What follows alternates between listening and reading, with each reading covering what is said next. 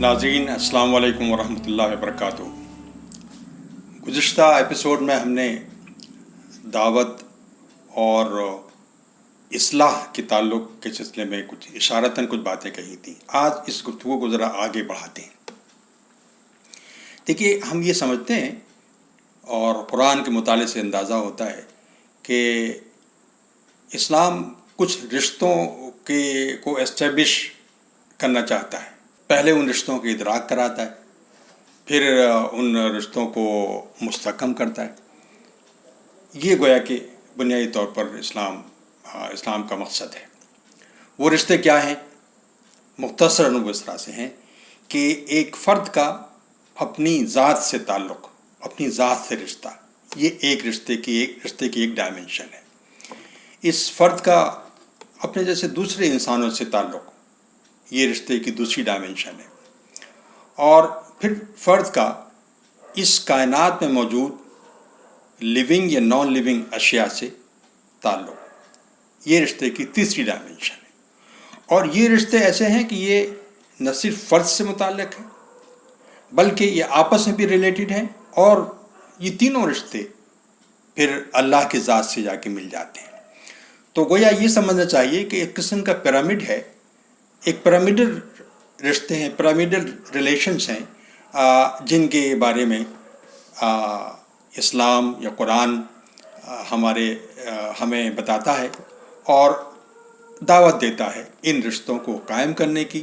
پہلے یہ بتاتا ہے کہ یہ رشتے ہیں، پھر ان رشتوں کو قائم کرنے کی دعوت دیتا ہے، اور پھر ان رشتوں کو مستحکم کرنے کی دعوت دیتا ہے۔ جب بھی دین کے احیاء کے سلسلے میں، دین کو قائم کرنے کے سلسلے میں جب بھی کوئی بات ہو رہی ہے یا آئندہ ہوگی، بنیادی طور پر ان رشتوں کے استحکام کے لیے ہوگی۔ یہ رشتے جتنے مستحکم ہوں گے اتنا ہی اسلام ہماری ذاتی، انفرادی اور اجتماعی اور عالمگیری جو زندگی ہے ہماری، اس میں اسلام مستحکم ہوگا۔ لیکن گزشتہ 100-150 سال کے دوران ہمارے ہاں جو دین کے احیاء کے سلسلے میں کوششیں ہوئی ہیں، اندازہ یہ ہوتا ہے کہ اس میں یہ جو تیسری ڈائمنشن ہے، یعنی انسان کے علاوہ ذی روح یا غیر ذی روح اشیاء جو کائنات میں پائی جاتی ہیں، ان سے جو رشتہ ہے، اس کے سلسلے میں ہمارے ہاں فکر مندی نہیں پائی گئی، نہیں رہی ہے۔ اور اس کے نتیجے میں بہت سے مسائل کھڑے ہوئے ہیں۔ گو اس بات کا ادراک پچھلے 100 سال کے دوران زیادہ ہوا ہے، جب سے دنیا میں کچھ انوائرمنٹل مسائل، کچھ پولوشن کے متعلق سے مسائل یا کچھ موسمیات سے متعلق مسائل جب بہت زیادہ کلیئر اور واضح ہونے لگے ہیں، اس وقت احساس ہوا ہے کہ یہ رشتہ بھی بہت اہم ہے انسان کا، اور اس رشتے کے سلسلے میں کچھ نہیں کیا جائے گا تو بڑے ڈیزاسٹر کا اندیشہ ہے، اور وہ ڈیزاسٹر آج دنیا فیس کر رہی ہے۔ چنانچہ یہ ڈائمنشن بہت اہمیت اختیار کرتی جا رہی ہے۔ اب یہ بات کیا اس سلسلے میں قرآن کا کوئی رہنمائی دیتا ہے؟ قرآن کچھ اس سلسلے میں کہتا ہے؟ میرا خیال ہے کچھ کہتا ہے قرآن۔ مثال کے طور پر جب قرآن یہ کہتا ہے انسان سے، اپنے متبعین سے، اپنے قاری سے جو بھی کہتا ہے کہ اس دنیا میں اپنا حصہ نہ بھولو، تو گویا اس دنیا میں جو لیونگ اور نان لیونگ جو اشیاء پائی جاتی ہیں، ان کے متعلق ایک رویہ اختیار کرنے کو قرآن کہتا ہے کہ ان میں اپنا حصہ نہ بھولو، ان سے فرار تمہیں حاصل نہیں کرنا بلکہ ان کے ساتھ رہنا ہے اور اپنا حصہ اس میں سے لینا ہے۔ اسی سلسلے میں ایک بات اور قرآن کہتا ہے کہ دنیا میں آئندہ آنے والوں جو نسلیں ہیں ان کا بھی حصہ ہے، یعنی یہاں کے وسائل کا استعمال انسان اس طرح کرے کہ آئندہ جو آنے والی نسلیں ہیں ان کا حصہ باقی رہے، ایگزاسٹ کرنے کو منع کیا گیا ہے۔ پھر ایک اور چیز ہے، قرآن نے کہا کہ ہم نے اس پوری کائنات کو تمہارے لیے مسخر کر دیا ہے۔ گویا انسان کو یہ صلاحیت دی ہے اور دنیا کو ایسے بنایا ہے کہ اس میں وہ پینیٹریٹ کر سکتا ہے، اس میں وہ دخل اندازی کر سکتا ہے اور اس کو مینوپولیٹ کر سکتا ہے، جس طرح چاہے اس کو استعمال کر سکتا ہے، لیکن کچھ قدریں مہیا کرتی ہیں، جیسے جس کا میں نے ابھی تذکرہ کیا۔ تو ایک پہلو اس کا یہ ہے۔ پھر ایک بات اور بڑی اہم ہے جو ایک حدیث سے معلوم ہوتی ہے، بخاری کی حدیث ہے۔ جب صحابہ کرام ہجرت کے بعد مدینہ پہنچے تو لوگ بیمار ہو گئے، اکثر و بیشتر صحابہ بیمار ہو گئے، اور آپ سے تذکرہ کیا اور کہا یا رسول اللہ دعا فرمائیے کہ مدینہ کا ماحول، مدینہ کی فضا ہمارے لیے سوٹیبل ہو جائے۔ اللہ کے رسول نے دعا کی اور اس کے نتیجے میں ظاہر ہے جب تبدیلی آئی۔ اس کے ساتھ ساتھ ایک چیز اور بھی ہمیں ملتی ہے ان احادیث میں، بلکہ بخاری کی حدیث میں ہے کہ اللہ کے رسول نے فرمایا کہ چھپکلی جہاں نظر آئے اس کو مارو، اور صرف اتنا ہی نہیں بلکہ اس کو مارنے پر کچھ درجات کی بلندی اور گویا کہ کار ثواب قرار دیا۔ اب یہ بات بڑی مشکل سے سمجھ میں آئے گی کہ اللہ کے رسول کو، رسول وقت کو یہ کیا ضرورت تھی کہ چھپکلیاں اگر پائی جاتی ہیں، کہیں موجود ہیں تو ان کو مارا جائے، اور ان سے ثواب پہ کیا تعلق؟ غور کرنے کی چیز یہ ہے کہ اس بات کا امکان ہے کہ ایک خاص مرحلے میں، ایک خاص وقت میں چھپکلیوں کی تعداد بہت زیادہ ہو گئی ہو مدینے میں، اور اس کے نتیجے میں کچھ انوائرمنٹل مسائل کھڑے ہوئے ہوں۔ ایسا ہوتا ہے اکثر کہ بعض اوقات میں نے خود اپنی زندگی میں دیکھا ہے کہ ایک وقت یہ تھا کہ آج سے کوئی 10-15 سال پہلے کہ مینڈکوں کی تعداد بہت زیادہ بڑھ گئی، بہت چھوٹی مینڈک اتنی تعداد میں بڑھ گئے تھے کہ باہر کی جو گھر کی دیواریں ہیں ان پر 2-3 فٹ تک وہ بالکل ایسا لگتا تھا جیسے انہی سے وہ کہ بالکل انہی سے وہ چپکے ہوئے ہیں، بہت بڑی تعداد میں۔ وہ ایک انوائرمنٹل مسئلہ تھا، اور اس کے نتائج، اس کا ایک اثر تو یہ دیکھنے میں آیا کہ اس بار مچھر بہت کم ہوئے۔ تو میں یہ عرض کر رہا ہوں کہ اس زمانے میں چھپکلیوں کی تعداد اگر بہت زیادہ بڑھ گئی ہوگی، ممکن ہے کچھ پولوشن کے، کچھ انوائرمنٹل مسائل کھڑے ہوئے ہوں، اور اس کے نتیجے میں کچھ بیماریوں میں اضافہ ہوا ہو۔ اللہ کے رسول نے ان کو ختم کرنے کا اسی بنا پہ کہا، حکم دیا ہوگا ان کو مارا جائے کہ وہ مسائل وہ ختم ہو جائیں، ممکنہ جو بیماریاں ہیں ان سے انسان متاثر نہ ہو سکے۔ ورنہ کوئی اور بات سمجھ میں نہیں آتی کہ اللہ کے رسول کو اس میں کیا انٹرسٹ تھا کہ وہ چھپکلیوں کو مرواتے، اور یہ چھوٹی موٹی حدیث نہیں بلکہ بخاری کی حدیث ہے۔ پھر اسی طرح سے مدینہ پہنچنے کے بعد ایک بڑا قدم، اور یہ بالکل ابتدائی دور کی بات ہے، آپ نے یہ اٹھایا تھا کہ مدینہ کے آؤٹ اسکرٹس میں ایک جگہ آپ نے متعین کی، اور اس جگہ کو اس بات کے لیے مختص کیا کہ ہفتے میں یا ہر ہفتے وہاں کے جو لوگ جو چیزیں سیل کرتے ہیں، جو چیزیں بناتے ہیں، ان کو سیل کرنا چاہتے ہیں، وہ اس مخصوص میدان میں آ کر اپنی دکانیں لگائیں اور ان کو سیل کریں۔ تو اس کے ساتھ ساتھ اہم بات یہ تھی کہ اس میدان تک پہنچنے کے لیے جو راستے تھے جہاں سے لوگ آ سکتے تھے، رسول اللہ نے سختی سے منع کیا کہ کوئی بھی شخص اپنی دکان یا سیل کرنے کی کوشش ان راستوں میں بیٹھ کر نہ کرے، یہیں آ کر کرے۔ گویا ایک بازار بنانا اور اس کی ضابطہ بندی کرنا، یہ رسول وقت کا کام تھا۔ آپ امیجن نہیں کر سکتے کہ ایک رسول وقت اس کے پاس قرآن نازل ہو رہا ہو، جو دنیا کو پلٹنے والا ہو، دنیا میں زبردست قسم کی تبدیلیاں آنے والی ہوں، لانے کے لیے تیاری کر رہا ہو، وہ ایک بازار قائم کرے گا اور اس سے کچھ ضابطے تیار کرے گا۔ اس سے صرف اندازہ یہ ہوتا ہے کہ اس کائنات میں جو پھیلے ہوئے وسائل ہیں ان سے قرآن انسان کا ایک خاص قسم کا تعلق قائم کرتا ہے، اور ان رشتوں کو کچھ بنیادوں پر قائم کرنا چاہتا ہے۔ یہ ایک الگ موضوع ہے، بنیادیں کیا ہیں، لیکن بہرحال وہ رشتہ ہے، اور اس رشتے میں جو ڈسٹربنس ہے اس کے نتیجے میں مسائل کھڑے ہوتے ہیں، اور آج جو ہم مسائل دیکھ رہے ہیں وہ اسی کی بنا پر ہیں۔ تو اندازہ یہ ہوا کہ یہ جو 3 جہتیں ہیں، یہ جو پیرامڈل ریلیشن ہے، اس ریلیشن کے بعض پہلوؤں پر بہت توجہ دی گئی ہے ہماری تاریخ میں علماء کی طرف سے، یعنی دینی اعتبار سے بہت توجہ دی گئی ہے۔ جب بھی احیاء کی کوششیں ہوئیں اسلام کی، تو بنیادی طور پر انہی 2 طرح کے جو انسان کی ذات اور انسان کا معاشرہ، انہی چیزوں پر توجہ دی گئی ہے، ان سے متعلق جو پہلو ان پر توجہ دی گئی ہے۔ یہ جو تیسری ڈائمنشن ہے، بڑی امپورٹنٹ ڈائمنشن ہے، اس پر توجہ ہمارے یہاں نہیں دی گئی، جبکہ قرآن اور خود رسول اللہ صلی اللہ علیہ وسلم ابتدائی دور میں ان کی طرف متوجہ تھے اور آپ نے اقدامات بھی کیے تھے۔ اب سوال یہ ہے کہ تبدیلی کیوں آئی ہے، آخر ان چیزوں پر ہماری توجہ کیوں نہیں گئی؟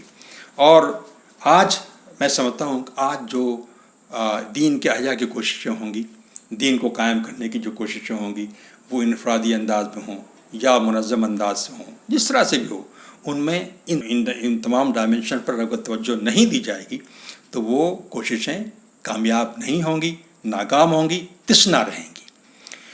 اب سوال یہ ہے کہ یہ جو ان رشتوں کا جو ادراک ہے، یہ اس کے علاوہ اور چیزیں بھی ہو سکتی ہیں، ان کا ادراک انسان کو ہوتا کب ہے؟ دیکھیے ہمارے دور میں اور رسول اللہ صلی اللہ علیہ وسلم کے دور میں ایک بڑا بنیادی فرق ہے۔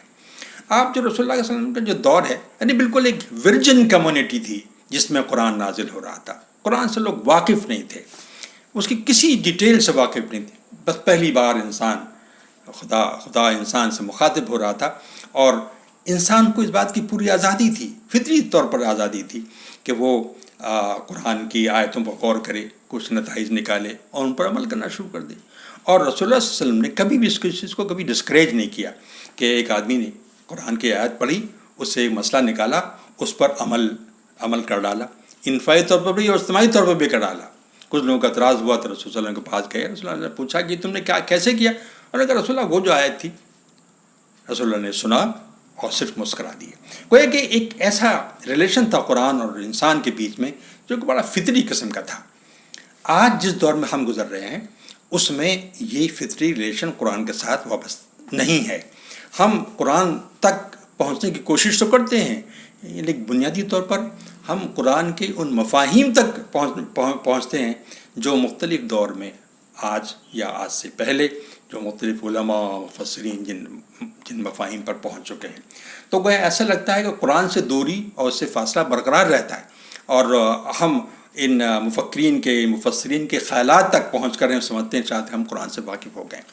کوشش یہ ہونی چاہیے کہ کوئی طریقہ ایسا نکلے، اور یہ ناممکن نہیں ہے کہ قرآن سے راز تعلق ہو، انفرادی طور پر بھی اور اجتماعی طور پر بھی۔ یعنی ہم قرآن کو ان تمام یہ جتنے کام ہوئے ہیں ماضی میں، تاریخ میں، ان کو ہم تاریخ کا حصہ سمجھیں۔ تاریخ ہمیشہ سبق آموز ہوتی ہے، لیکن تاریخ ہے، اس کو تاریخ کی سمجھنا چاہیے۔ ہم قرآن سے باقاعدہ اپنی وابستگی بالکل اس طرح سے رکھیں جیسے ہم ایک ورجن کمیونٹی تھی اس زمانے کی، اور وہ صورتحال تقریباً 100-150 سال تک باقی رہی۔ اسی طرح دیکھیں گے وہ زمانہ بہت پروڈکٹیو زمانہ ہے، ہر اعتبار سے پروڈکٹیو زمانہ ہے۔ تمام علوم و فنون جن کا آغاز ہوا عالم اسلام میں اور اسلامی تاریخ میں، بنیادی طور پر وہ وہی زمانہ ہے۔ اس پر ایک کبھی الگ سے بھی گفتگو ہو سکتی ہے۔ تو میں یہ عرض کر رہا ہوں کہ یہ سب سے پہلی ریکوائرمنٹ ہے۔ وہ تنظیمیں، وہ تحریکیں جو اسلام کا آیا چاہتی ہیں، ان کا آغاز قرآن سے ہونا چاہیے۔ قرآن سے وابستگی، ان سے تعلق کا اولین پیمانہ ہونا چاہیے، اور ان تنظیموں کو چاہیے کہ وہ قرآن سے اس نوع کی وابستگی کے لیے ماحول پیدا کریں، پروگرام بنائیں، اور یہ پروگرام بن سکتے ہیں، ناممکن چیز نہیں ہے۔ دوسری بات یہ ہے کہ قرآن کے انسان کے جو رشتے ہیں جن کی میں نے ابھی ڈیفائن کیا ہے کائنات کے ساتھ، ان رشتوں کو عملاً، ایک تو ان رشتوں کو سمجھنا، ان کو سمجھنے کے لیے جن علوم کی ضرورت ہے ان علوم سے واقفیت یہ ضروری ہے، اور یہ سمجھنے کے نتیجے میں ان کو عملاً ان رشتوں کو قائم کرنا، یہ بھی تحریک کی اور ان تنظیموں کی جو اسلام کا آیا چاہتی ہیں، یہ ان کی ذمہ داری بنتی ہے۔ ہمارے پروگراموں کا یہ بھی ایک قسم کا حصہ ہونا چاہیے۔ تیسری چیز یہ ہے کہ یہ بڑی اہم چیز ہے کہ ان مقاصد کو حاصل کرنے کے لیے اصل میں ایک نظام تعلیم کی ضرورت ہے۔ اس نظام تعلیم یا اس تعلیم کے اس سلسلے کا آغاز رسول اللہ صلی اللہ علیہ وسلم نے اپنی مدنی زندگی میں کر دیا تھا۔ آج ہم اس پر غور کریں کہ یہ کس طرح کی تعلیم ہو جو کہ ہمیں اسلام کے ان مقاصد کے حصول میں معاونت کر سکے۔ اس بات کے لیے ضروری ہے کہ ہم اس طرح کی ابتدائی جو تعلیمی ادارے ہیں ان کو ہم قائم کرنے کی کوشش کریں، اور یہ ان جماعتوں کا، ان تحریکوں کا، ان اداروں کا جو کہ اسلام کا آیا چاہتے ہیں، ان کی ایک بڑی ذمہ داری ان کی بن جاتی ہے۔ چوتھی چیز کا تذکرہ میں پہلے بھی کر چکا ہوں کہ معیشت کو ترقی دینا، یہ سمجھیے کہ جیسے یہ ایک نبی والا کام ہے۔ نبی نے اپنے لوگوں کی معیشت کو ترقی دینے کے لیے مختلف قسم کے انسینٹیوز فراہم کیے، اور انسینٹیوز ان کو دکھائے کہ یہ ممکن ہے، خود کر کے دکھایا، خود عملی نمونے پیش کر کے دکھائے۔ جیسے کہ میں نے عرض کیا ہے کہ ایک مارکیٹ بنایا آپ نے، لوگوں کو انکریج کیا کہ وہ بزنس کریں، تجارت کریں۔ یہ بڑی اہم چیز ہے۔ یہ گویا کہ جیسا کہ ایک حدیث میں فرمایا گیا کہ اللہ کے رسول نے فرمایا کہ رزق حلال کی جستجو جہاد جیسی ہے، یعنی جہاد کرنا اور رزق حلال کی جستجو کرنا. اس سے اندازہ ہوتا ہے کہ یہ چیزیں ہمارے یہاں کتنی اہم ہیں. ہم نے صرف ان 2 ڈائمینشنز کو پکڑ کر اسلام کے احیا کی کوششیں کی ہیں، اور چنانچہ آج شاید ہم کہیں سٹینڈ نہیں کرتے. اگر میں بہت مناسب، بہت مہذب انداز سے ایک بات کہوں تو میں کہوں ہم کہیں سٹینڈ نہیں کرتے. ہم ٹوٹلی ریلیونٹ ہیں. ایک بہت اچھا ماضی ہونے کے باوجود ہم ریلیونٹ ہیں. تو یہ جو بزنس اورینٹیشن ہے، بلکہ میں یہ کہوں کہ مذہب اور رسول صلی اللہ علیہ وسلم کی جو سیرت ہے بنیادی طور پر وہ بزنس سپورٹیو ہے، بزنس کو سپورٹ کرتی ہے، اکنامک ایکٹیویٹی کو سپورٹ کرتی ہے. یہ کس طرح ہماری عبادتی نظام کا حصہ ہے، یہ میں اس سے پچھلے ایپیسوڈ میں واضح کر چکا ہوں. میں اب میں گفتگو کو ختم کرتے ہوئے میں یہ کہنا چاہتا ہوں کہ اس نہج پر اصلاح ہوگی تو دعوت کے جو مصنوعی طریقے آج ہم اختیار کرتے ہیں ان کی ضرورت نہیں رہے گی. فطری انداز سے دعوتی کام ہوگا. اگر زندگی کی ان تمام ڈائمینشنز پر ہم اگر کام کریں گے اور اس میں اسلام کی نمائندگی، اسلام کے وجہ سے جو خلا ہو گیا ہے اس خلا کو پر کرنے کی کوشش کریں گے، اور اسلام کی جو فکر ہے اس کو واضح کریں گے ان اپنی عملی کوششوں کے نتیجے میں پھر ایک بار ریپیٹ کر دوں. ایک تو وہی بات کہ غور و فکر کا ماحول پیدا کرنا جس کو قرآن چاہتا ہے. یہ ایسا چاہتا ہے جیسے کہ مسلم معاشرے کی ایک پہچان ہے کہ لوگ اس پر غور و خوض کرنے والے لوگ ہیں. اور پھر جو مختلف جو رشتے ٹوٹ گئے ہیں ہمارے اس کائنات کے ساتھ میں، ان رشتوں کا ریسٹوریشن، بزنس کو سپورٹ کرنا، ایجوکیشن مین کنٹمپریری ایجوکیشن، اس کا حصول، تاکہ ہم ان رشتوں کا ادراک کر سکیں. ان رشتوں کا ادراک بغیر سائنس پڑھے ہوئے ہمیں نہیں ہو سکتا کہ ہمیں اس کائنات سے ہمارا تعلق کیا ہے. یہ بیسیکلی سائنس کا مسئلہ ہے، اور آج یہ ہر فرد کا مسئلہ بن گیا ہے. چنانچہ سائنس کی ایجوکیشن، تعلیم ان جنرل تعلیم اور سائنس کی ایجوکیشن ہمارے اسلامی مقاصد کے حصول کے لیے انتہائی ضروری ٹھہرتی ہے. تو عزیزان گرامی، میں ایک بار پھر آخر میں یہ بات کہوں کہ اگر پوری کمیونٹی کو ان بنیادوں پر قائم کرنے کی کوشش کی جائے گی، اصلاح کی جائے گی ان بنیادوں پر، تو جو طریقے جن کو میں مصنوعی طریقے کہہ رہا ہوں دعوت کے، ان کو اپنانے کی ضرورت نہیں ہوگی، اور پوری کمیونٹی جو ہے وہ، اور اس کا کردار، اس کا عمل، اس کی سرگرمیاں خود ایک بہت بڑھیا ذریعہ بن جائیں گی دعوت اسلامی کا. شکریہ. میں چاہتا تھا، میں نے کچھ نئی بات کرنے کی کوشش کی ہے. امید ہے کہ اس پر غور کیا جائے گا اور ہم شاید اپنی راہوں کو زیادہ بہتر طور پر متعین کر سکیں آئندہ کے لیے.